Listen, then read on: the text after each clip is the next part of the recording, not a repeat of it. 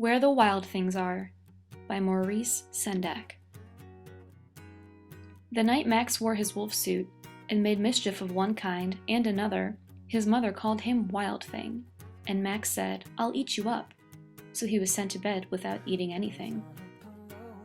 That very night in Max's room, a forest grew, and grew, and grew, until his ceiling hung with vines, and the walls became the world around, and an ocean tumbled by with a private boat for Max, and he sailed off through night and day, and in and out of weeks, and almost over a year, to where the wild things are.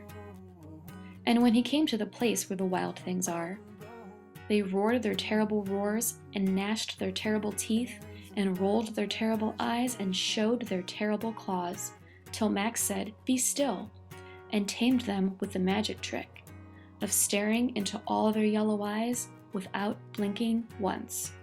And they were frightened, and called him the most wild thing of all, and made him king of all the wild things.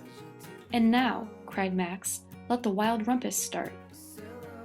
"Now stop," Max said, and sent the wild things off to bed, without their supper.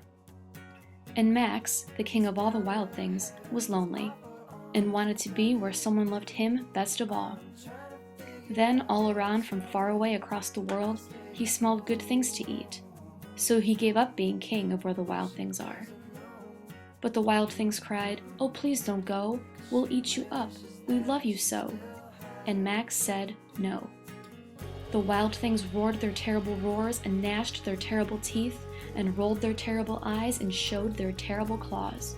But Max stepped into his private boat and waved goodbye, and sailed back over a year, and in and out of weeks, and through a day, and into the night of his very own room, where he found his supper waiting for him, and it was still hot.